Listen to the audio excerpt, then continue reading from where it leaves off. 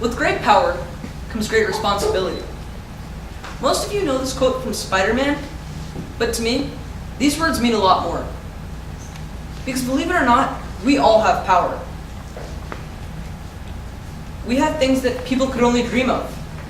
Money, food, loving families. But how's this a power? Sure, not everyone may have it, but that doesn't necessarily make us powerful, does it? The dictionary definition for power is possession of control or command over others.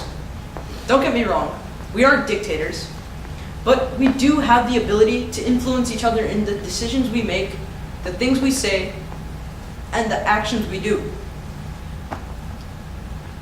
But now that we have great power, where's the responsibility? The responsibility is all around us. More importantly, globally.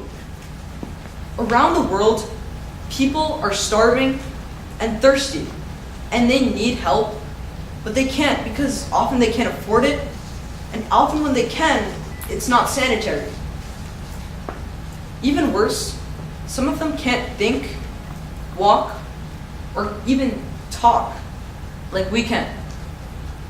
In America, we know these people as disabled or handicapped, and we treat them with care, and we pay a lot of attention to them and make sure they get the right kind of treatment. However, in a lot of second and third world countries, disabled and mentally slow people are often pushed out of society and simply neglected just because they're different, a choice that they can't make. But how can we help? We have power, sure, but how do we fulfill our responsibility? It seems impossible. There's nothing we can do, right? Enter the Asha Jyoti Foundation. The Asha Jyoti Foundation is a charity organization with a mission dedicated to providing healthcare and housing for mentally and physically disabled children in the rural areas of South India. I have a very personal connection with the Asha Jyoti Foundation. Around 2 summers ago, my family and I had visited India. There, it was my grandfather's birthday, so we decided to visit one of the Asha Jyoti centers. It was a tradition to do this on any occasion that related to birthdays or families. Any chance we got, we would just visit there, spend some time, perhaps have a meal with them, and just generally relax there. It was lots of fun to do, and we do it pretty often. We had gone there before, but I was too young to remember. But this time, it stuck in my mind, clearly. I remember entering the center and thinking it was pretty nice. It was well maintained, had pretty good gardening, everything was nice, until I remembered. This was a place for mentally and physically disabled children.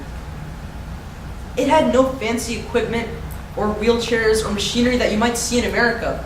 There were no fluids or medications that we provide them here in the US.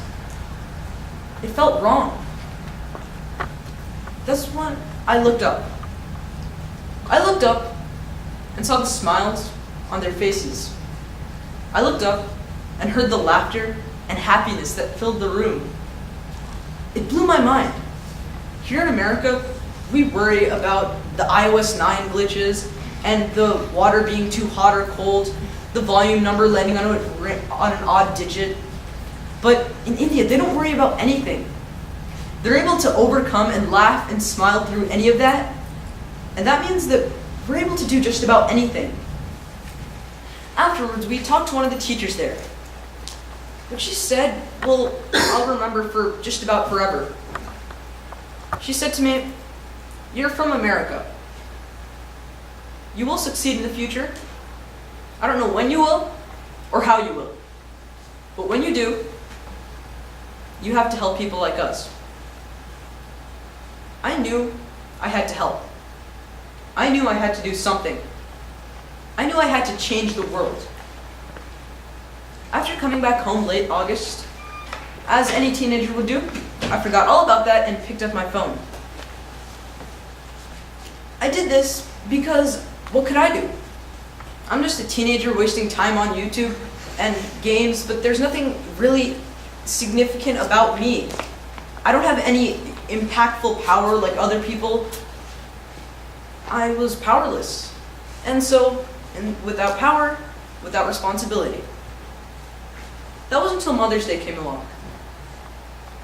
For those of you that don't go to CMS, you may not know who the Stars and Aces are. The Stars and Aces are a group of physically and mentally handicapped children that learn with us. They're in a lot of our classes, they roam the hallways with us, and we're friends with a lot of them. They're very nice children, and every Mother's Day, they hold a sale to buy flowers, roses, and just cards you can buy for your mother. It's a very nice sale, except that triggered my memory. I remembered I had a job left unfinished. Sure, here, the Stars and Aces are fine, but around the world, those mentally and physically disabled children need our help. And when Mrs. Priya gave me the opportunity to speak about an organization, I knew it had to be the AJ Foundation. The Asha Jyoti Foundation needs all the help it can get. From simply donating a little bit of amount of money to a lot, anything can help. They love visitors and are very, very welcoming of help. They also have a website, ashajyotiusa.org, where you can donate any amount of money to help them in there. Your funds can go towards helping with physical therapy for the children when they need it most, or even maintaining the garden and the center and making it look more beautiful. Perhaps even providing a meal to the children there. In conclusion, everything helps. Because remember, all children are gifted. They just unwrap their packages at different times. Thank you.